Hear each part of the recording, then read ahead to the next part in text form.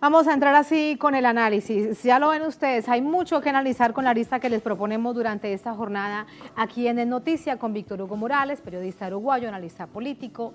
Qué placer saludarte de nuevo, Víctor. Gracias por acompañarnos. Un placer, Tatiana. Con la breve síntesis que teníamos en el informe, te quiero pedir ahora que profundicemos en quién es quién de los candidatos a la presidencia, los que se miden en este momento. Y quiero comenzar por el candidato que va de primero en las encuestas, lo hemos visto después de las PASO de una manera sistemática y creciendo, Alberto Fernández. Hasta esta campaña, durante unos años prácticamente desapareció de la vida pública, se dedicó a ser profesor. ¿Qué pasó con él? Ahora llega y se convierte en la esperanza para millones de personas, para millones de argentinos. Es un político que supera ampliamente la media de la capacidad de los políticos, es un hombre entrenado en el gobierno porque fue jefe de gabinete de Néstor Kirchner unos cuantos años. Puede entrar a la Casa Rosada con una venda y lo mismo sabe dónde está todo, es decir, sabe gobernar, tiene perfecta idea de lo que hay allí y de lo que se puede hacer desde allí. Es un hombre intelectualmente muy preparado, es un profesor de Derecho, de muy buen discurso, que ha consolidado su condición de candidato después de la designación de Cristina Fernández. Cuando lo nombró Cristina fue una gran sorpresa y para muchos un dato extraño, porque Alberto Fernández había tenido una actitud bastante crítica de la segunda etapa del gobierno Kirchner, sobre todo de Cristina. Estaba como disgustado con Cristina. Viejos amigos como realmente eran, se reencontraron un año y medio antes de toda esta historia, ajustaron todo lo que a los afectos hace, estaban juntos en todo ese periodo y en determinado momento Cristina Fernández advirtiendo que ella podía ganar las elecciones desde ya, porque la mayoría de los votos son de ella, le iba a ser muy difícil gobernar y entonces pensó que Alberto Fernández podía ser un buen candidato. A partir de ese momento, Alberto Fernández se convirtió en lo que llamamos una verdadera esperanza de poder gobernar la Argentina.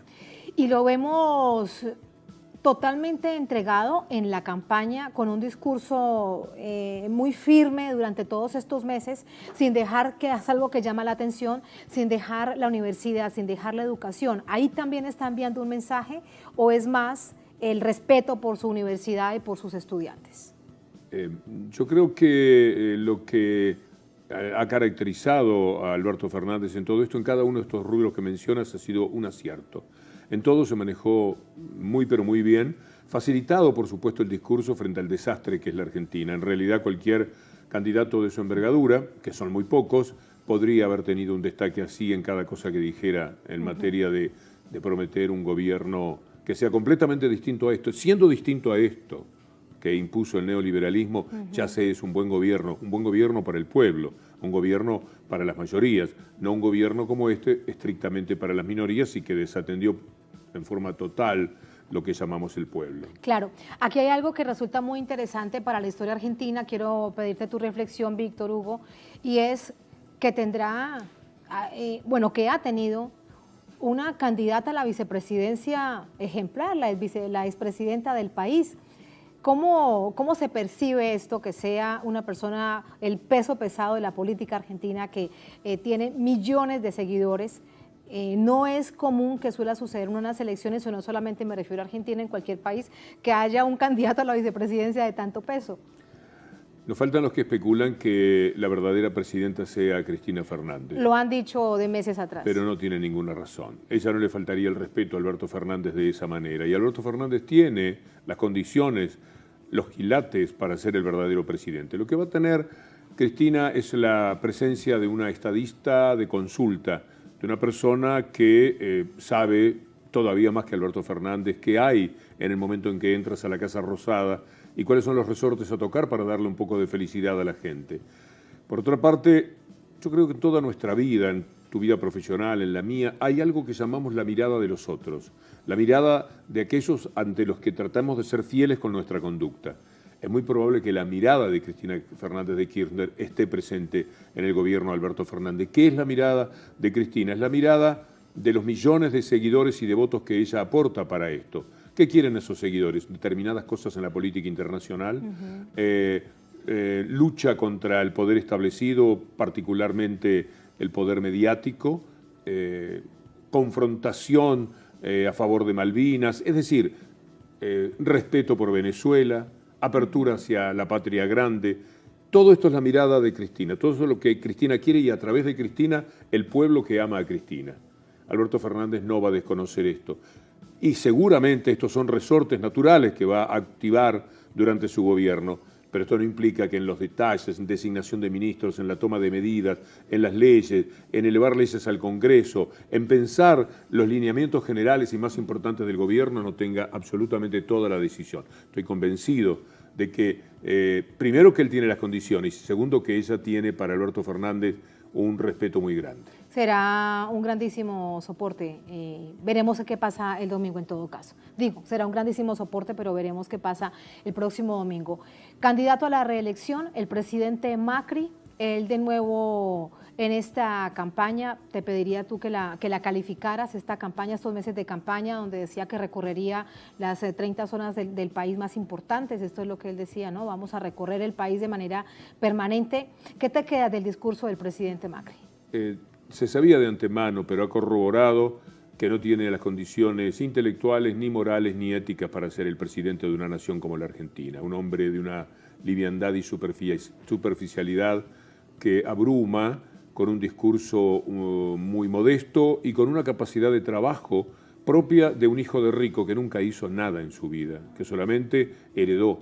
Y con ese comportamiento ha hecho todo lo que hizo y llegó al gobierno para realizar lo mismo con un entorno que actuaba por él mientras él ponía la firma y lo han hecho muy pero muy mal. Traicionó todo lo que dijo, todo lo que prometió. Ha sido una persona que le falló a la gente, a aquella gente que le creyó. A mí me parece que el ciudadano debería tener un poco más de información para saber sobre sus candidatos, pero consiguió engañarlos y al cabo de 4 años ya no hay engaño posible. De ahí viene esta hecatombe que va a vivir el domingo, este desastre electoral, esta catástrofe que le va a tocar vivir según mi punto de vista. Mucho podría estar equivocado, quizás en mi apreciación, pero estoy convencido de que las cosas van a ser así y que muy felizmente para la Argentina podemos el lunes tener una imagen de una urna con pies que le da una inmensa patada a Mauricio Macri y al neoliberalismo. Lo más importante no es Macri. Macri es una anécdota en la vida de la Argentina. Lo trascendente es no volver a las prácticas neoliberales que llevaron al verdadero desastre, a esta hambruna atroz, fatal que vive la Argentina, al desempleo, al salario muy pero muy bajo, muy por debajo de la inflación, a una salud resquebrajada, a una enseñanza ultrajada, a una persecución de los docentes, de los científicos, de todo lo que mueve un país. Todo esto fue atacado, menos la clase dirigente, la élite a la que él pertenece y que por otra parte se ha robado como nunca se robó en un país en estos 4 años. Si te digo 4 años en el contexto de todo lo que significa la historia de una nación, ¿cómo pasarán?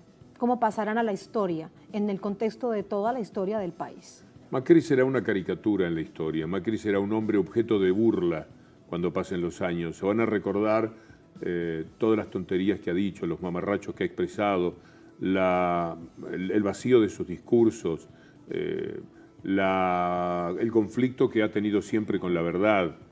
Es una caricatura, no es un digno presidente de la Argentina y por eso es que me permito decir, la Argentina tendrá una decisión enfática el próximo domingo en empujarlo a una historia que no dirá nada, una historia anodina, pobre, digna de un hombre que nada pudo hacer por su país y que lo que hizo fue en contra de su pueblo. Del pueblo, pueblo. Cuando hablamos de pueblo hablamos de los sectores medios y de los sectores vulnerables. Los ricos, los burgueses, no integran, en mi concepto, lo que llamamos pueblo, integran la idea cabal de nación. Pero cuando yo digo pueblo estoy hablando de los sectores que más padecen cuando se dan gobiernos neoliberales como este. En este recorrido quiero preguntarte por Roberto Lavagna. Según las encuestas va en tercer lugar, entre 7 u 8 puntos dependiendo de la encuesta obtendría este resultado el próximo domingo, reitero, dependiendo de la encuesta que se revise. ¿Qué significa para la política Roberto Lavagna, para la política argentina? Lavagna es una buena persona, un hombre muy preparado, uno de los que más sabe de economía en la Argentina, fue un buen ministro de Néstor Kirchner, aunque Kirchner inauguró algo que se esperaba, que era imprescindible en América Latina, de poner a la política por encima de la economía.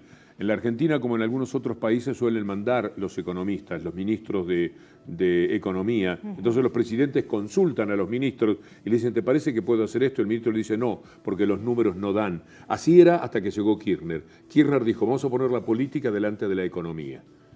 En consecuencia, tomó decisiones políticas antes que las económicas. El que cumplió con las medidas económicas fue Labaña, un hombre técnicamente irreprochable, seguramente un gran conocedor de la economía, un hombre de bien, un hombre apreciado.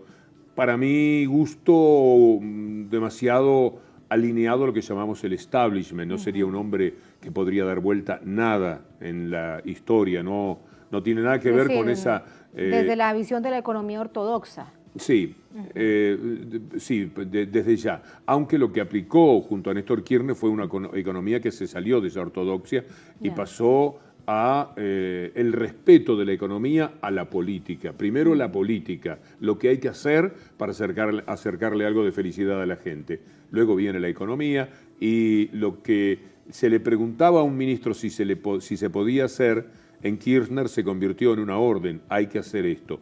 Labaña lo hizo muy bien. Es un candidato absolutamente potable y respetable, digno de un voto de alguien que no quiera irse tan a la izquierda en el espectro político. Y en el tema postelectoral, ¿dónde lo ubicarías? Estoy seguro que mucho más cerca de Alberto Fernández. ¿Sí? Labaña no tiene nada que ver con Macri y tiene algunos vasos vinculantes con Alberto Fernández, no tanto con Cristina Kirchner, pero sí con Alberto Fernández, que es un gran articulador y que muchos dicen sería capaz de ofrecerle el Ministerio de Economía a Labaña. Esto podría suceder, no es algo a descartar.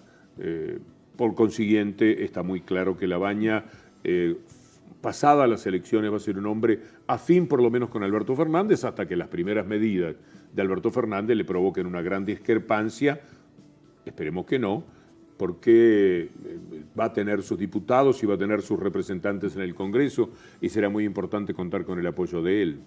En este recorrido quiero preguntarte ahora por Juan José Gómez Centurión. Juan José Gómez, si lo revisamos en la visión latinoamericana, es ahora un nuevo conocido. Internamente en la política argentina, ¿quién es? Lo vimos, lo conocimos en los debates. Es una inexistencia. Es un hombre que estaba en el gobierno, en la aduana, designado por Macri, que fue denunciado por corrupción por la ministra de Seguridad. Así han sido las cosas también en este gobierno. La ministra de Seguridad dijo que era corrupto Gómez Centurión. Macri lo sacó del cargo. Gómez Centurión fue a hablar con él, le dio pruebas de que mentía la ministra y Macri acordó que siguieran los dos. Ese es Gómez Centurión, un hombre que tampoco tuvo la dignidad en ese momento de decir yo no me puedo quedar en un gobierno que me acusa de corrupto y después muy campante me deja en el lugar que estoy ocupando. Es un hombre de la derecha, un hombre que está contra la despenalización del aborto fuertemente, convierte esta brutalidad en parte de su campaña y está a la derecha de Macri. Le quita a Macri 200 o 300 mil votos, no creo que más de eso, el 1%, el 1,5% en el mejor de los casos. Está muy enojado porque su propio candidato a gobernador de la provincia de Buenos Aires, que es de lejos el distrito más importante del país, salió en un tuit pidiendo que voten a Macri, que no lo voten a él y que no lo voten a Gómez Centurión. Y Gómez Centurión ha denunciado lo que es muy factible, que el gobierno le puso dinero, dijo billetera mata convicciones y Gustavo Álvarez se llama ese candidato a gobernador, traicionó a Gómez Centurión. Imagínate que esto también te traza un perfil hasta del propio Gómez Centurión. Sin duda, de este candidato y de estos actores de la derecha, no importa que sea en este mundo de la provincia de Buenos Aires, porque me hablas que le quitaría probablemente un 1%, pero Macri en este momento necesitaría cualquier voto. Necesita de esos y de los de Esper, que será seguramente la próxima persona por la que me vas a preguntar.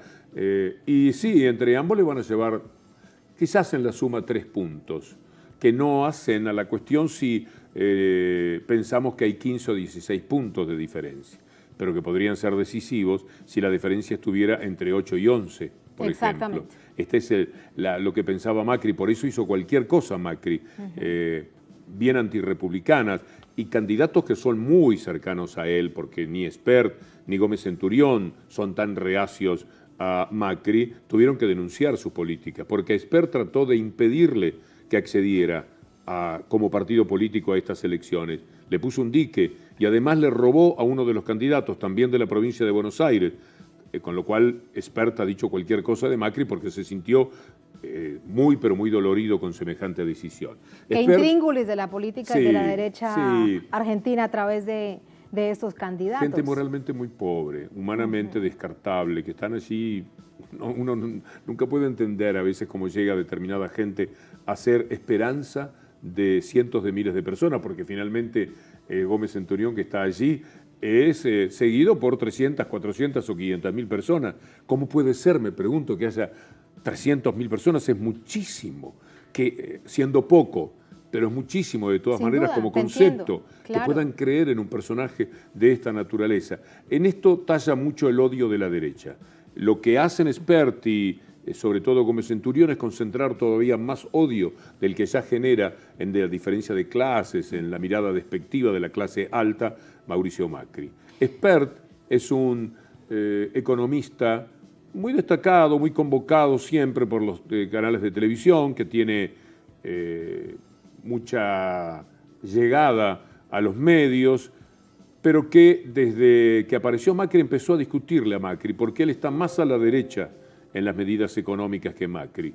Él entendía que había que dar un shock violento desde el primer momento, aquello de Naomi Campbell, la doctrina del shock, que eso se tenía que aplicar a rajatabla por Macri y que no lo había hecho, por lo tanto se sintió casi opositor a Macri en ese sentido, en las cuestiones económicas, aunque está muy cerca ideológicamente de la misma gente de Macri. Es un economista que dice cosas contundentes, muy fuertes, muy pesadas, pero que no tiene gravitación, no tiene llegada a la gente. Hubo un momento en que pareció que candidato de la derecha, que dice cosas duras, que hablaba contra el kirchnerismo, pero también contra Macri, había convocado a algunos jóvenes que se habían sentido atraídos por él. A mí me llamaba muchísimo la atención. Detrás de un joven no puede haber otra cosa que alguien que quiera cambiar el mundo, no alguien que pueda acompañar personajes como estos. Pero hay jóvenes que nacen viejos. Y entonces es posible que contra lo que era mi visión, mi manera de ver las cosas, tuviera un seguimiento de los jóvenes. Me parece que ahora es un candidato desvaído, que tanto él como Gómez Centurión no significan nada electoralmente el próximo domingo. El próximo domingo. Me queda un candidato, Nicolás del Caño. Muy respetable. Todos ellos son muy respetables. Están a la izquierda de la izquierda. Dicen no hay que pagar la deuda. Una insensatez que no podrías cumplir. Lo dicen porque saben que no van a ser gobierno, que no tienen manera de ganar. Entonces... Pero interesante que se presenten además con ese discurso. ¿Cuántos votantes crees o cuántos votos duros crees que pueda obtener? Yo creo que hay 2,5 puntos de votos. Estamos hablando de 1 millón de votos que pueden seguirlo. No es poca cosa.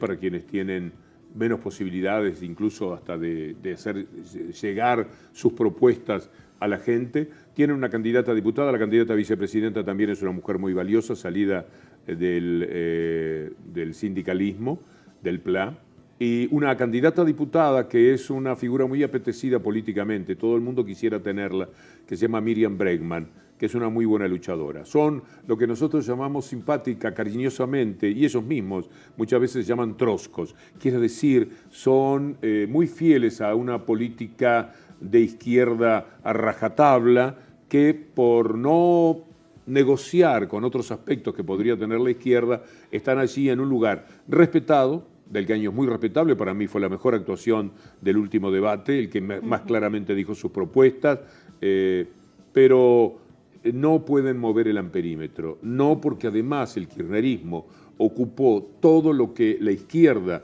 pueda decir, todo lo que se pueda proponer de justicia social, de equidad, etcétera. El kirchnerismo, como antes en la historia de la Argentina, el peronismo vino y lo hizo, le saltó por arriba. Había quienes estaban construyendo esa izquierda que, por ejemplo, existe en Uruguay, que en determinado momento se dio en Chile, izquierdas que trabajaron ideológicamente, que captaron a la gente desde la ideología.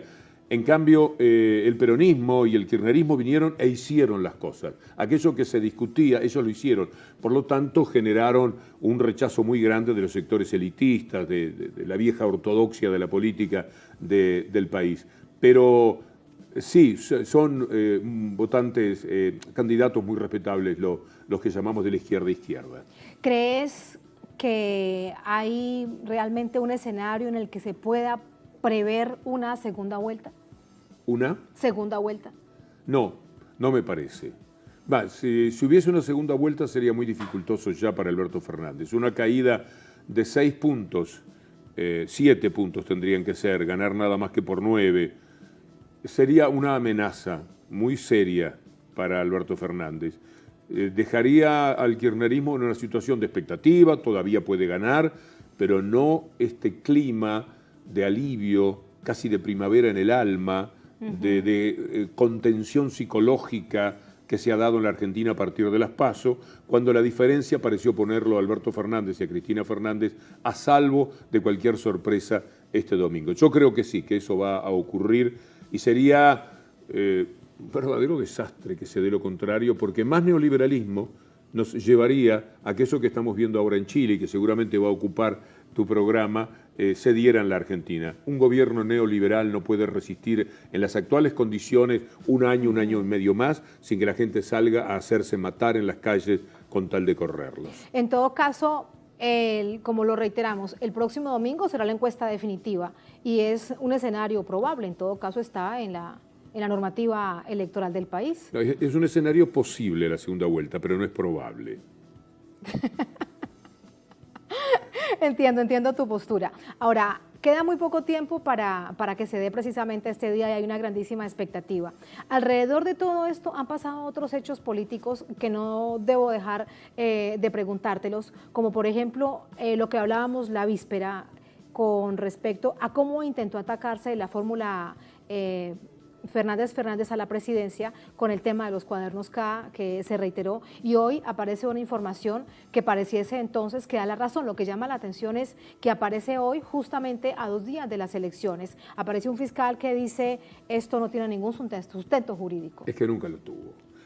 Pero no lo había dicho todavía la justicia claro, y en la figura de una persona respetada. Una figura la más respetable del mundo jurídico en la Argentina, que es el doctor Raúl Zaffaroni, ya lo había dicho por marzo, yo tengo una declaración de él en la que decía esto va camino a todo tipo de nulidades, lo han hecho todo mal porque lo hicieron deshonestamente. Nunca fue la justicia en la Argentina ni en ninguna parte del mundo, yo creo, salvo en Brasil con Lula, tan deshonesta como fueron en las actuaciones de jueces como Bonadío y fiscales como Stornelli. Hicieron cualquier desastre, negaron todo el derecho procesal, el derecho procesal lo tiraron al vacío, se despreocuparon absolutamente de todos los pasos que hay que dar en la justicia para poder hacer las cosas como la propia justicia indica. Y hoy apareció un fiscal, Dilelo, diciendo que todo lo que se ha realizado hasta ahora no tiene ningún valor. Las indagatorias que llevaron a cabo, las prisiones que decretaron, nada de esto tiene valor, según el fiscal que actúa de acuerdo a la ley y en medio de la credibilidad que le da ser un hombre muy reconocido, pero que además toma nota de todo lo que el mundo jurídico, el que todavía tiene que ver con lo que llamamos justicia, ha pensado de este caso de los cuadernos. O sea que también este golpe de timón de último momento que intentaron Clarín y La Nación, la mafia periodística de la Argentina, trayendo los cuadernos originales, como si esto pudiera cambiar el escenario, ha sido una tontería, porque los cuadernos originales no eran necesarios porque estos jueces actuaron con las fotocopias como si hubieran tenido los cuadernos originales. Sí es que son los cuadernos originales. Todavía hay mucho camino a recorrer en esto, pero hoy en lo que dice el fiscal Dilelo me parece que es una bofetada definitiva a una historia tenebrosa de la justicia en la Argentina que se escribió con intención política, la intención política de borrar del mapa el kirchnerismo y el kirchnerismo aparece ahora gozando de una extraordinaria salud y siendo el gran candidato, lo veremos el domingo, a ganar las elecciones. Y en particular de borrar del mapa la figura de la expresidenta actual candidata a la vicepresidenta Cristina Fernández. Este es el panorama de cara al próximo domingo. Víctor Hugo, gracias. Nos encontramos el próximo domingo. Es un placer, Tatiana. Tenemos operativo, como siempre lo saben ustedes, aquí en la pantalla de Telesur, en nuestra multiplataforma, en redes sociales. Argentina Decide, nos acompañas también con Uruguay Decide. Son 2 naciones del sur del continente bañadas por el Mar de la Plata, de lo que mucho sabes y vamos a estar muy pendientes de ese resultado. Desde muy temprano y al momento de que entreguen resultados estaremos con el análisis, así que nos encontramos. Muchas gracias. si Dios quiere. Así es.